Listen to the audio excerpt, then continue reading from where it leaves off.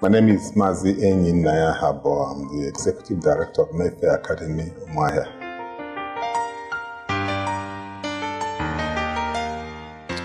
I feel elated, I feel excited about that, and I thank God for that opportunity and to be able to have the children rewarded for hard work that they have put in.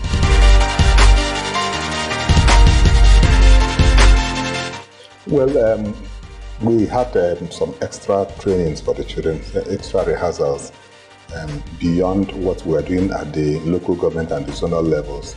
We had to engage them and we had to look for extra resources for them to use to work. And then also we did a lot of confidence building so that they could stand the stage fright, they could stand the crowd, because we knew that they were going to face larger crowd than what they saw at the local government and at the zonal levels. At the local government and zonal levels, they were dealing with fellow students basically, and there were very few non-students in the hall. But at the finals, we were expecting to see very big people, a large crowd of adults and all that. So they needed to gain confidence, and we worked on that. And then prayer, most importantly. To be able to get to where we got ourselves.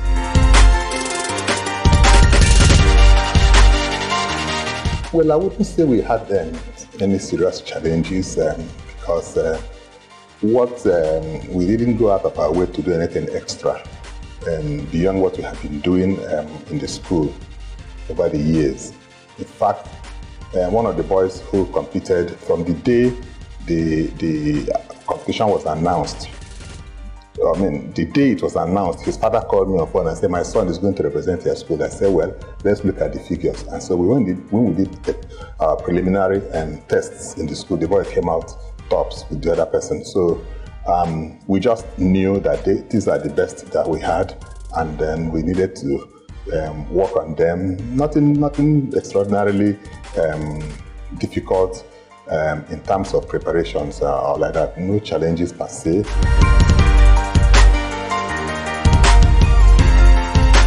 Well, the organizers did a good job. They did a very good job in working, but they also faced certain challenges.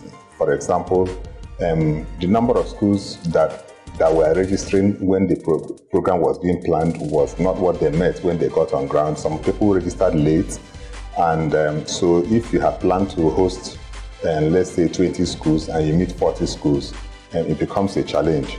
And in terms of even providing the questions and all those kind of things. And I think that they will work on that. But by and large, it was a well-organized competition. It was fair. It was fair to everybody. Anybody who won at any stage knew he won, and anybody who lost at any stage knew he lost. So it wasn't anything that anybody would doubt the integrity of the competition at all.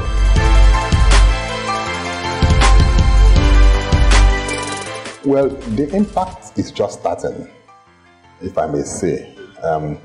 Well, Mayfair had a long history of excellence, and so it would have been more difficult for us to lose than to win, because the expectations were too high, and even the boys who competed for us had more pressure on them to win than other students, because most people came to that hall to see what Mayfair would do. So it was like, if it would have been a greater impact if we didn't win than if we won. But we are also happy, and we didn't disappoint all those people who put their trust in us. So the impact is just starting, because I'm receiving calls and I'm receiving congratulatory messages, and people are making inquiries about the school.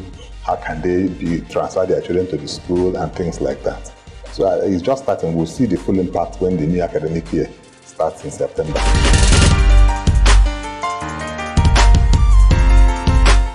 Well, if we are to rate it on competitions, on examinations, we haven't been doing badly, because our schools have been doing very well in competitions, in external examinations like WAEC and NECO. But on the general platform, it's not like that everywhere, because we know that the schools that have been doing these things are the private schools. And that was why I also said during the competition that I wished that some public schools qualified at least to the finals. But also, it's also a good thing to note that of girls that just transited from public to private made it to the finals. So it also shows that there's something good they have been doing, because those children didn't come from outside. They were children that had started from JS1 and has reached SS2. And the school just became a private school a couple of years ago when the state government handed them over to the private providers. So I think that I can confidently say that the level of education, the standard of education in Abia State is high. I can say that, and I believe that our children are very intelligent in this state and hardworking, and I know there are a few other places where we need to improve, but on a general level, we are doing well.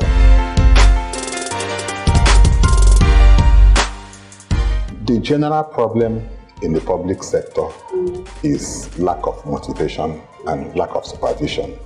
Okay, now they have very good teachers, they have better infrastructure, and give it to them. The government has tried to make the schools good, to employ good teachers, retrain and retrain, but they are not well motivated, and they are also not supervised. Now, the important thing about private schools is that the teachers are supervised, and when teachers are supervised, you get more out of them. But if you just leave them to come to work when they like, go when they like, teach when they like, and you don't even look at their notes and what they are doing, as human beings, they are bound to fall. So I think that for us to do that, the government should put most of the energy and resources the government is using to monitor private schools. If they put half of it in the public schools, the schools will come up. But I see that the government puts more resources and energy to monitor private schools, to see that they do what is standard, but they are not doing that to their own schools. And if they can put a little of that resource and energy in their own schools, we will see the thing will just come up.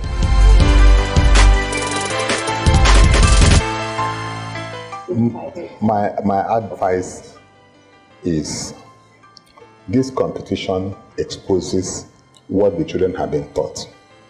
And those schools who have been cutting corners, just taking children, playing with them, then when it gets to SS2 or SS3, you take them to one miracle center or one magic center, register them, and they come out with A's in their work, and at the end of the day, they cannot make good scores in JAMB.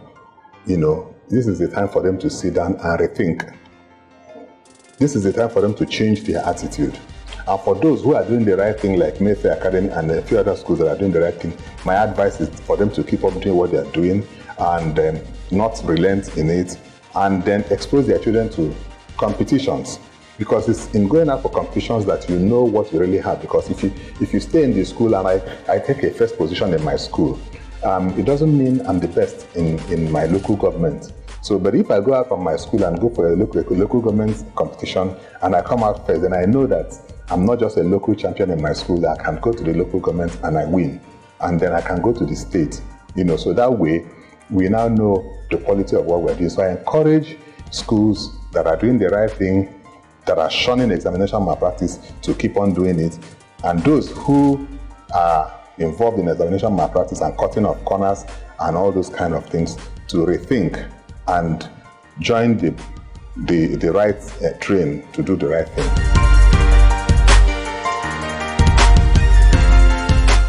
Well, the next season is going to be more challenging. The competition is going to be higher, because people have seen the prize money is high, 1 million naira, and it might even go up next year because some sponsors might come in to sponsor, so the prize money may go higher next year, and so there will be more schools registering. Now we had about 245 schools registered for this year, but next year I'm expecting that about 400 schools will be competing, and so it will be tougher. And it's not these present children that's competed in 2021 that they're going to contest in 2022. By 2023, they'll be in SS3. They will not be qualified to contest. So we are going to be raising a new crop of students who are presently in JS1, SS1. And we pray and work hard and see what happens. Our intention is to retain the first position, but everything is in the hand of God. We don't know. Thank you.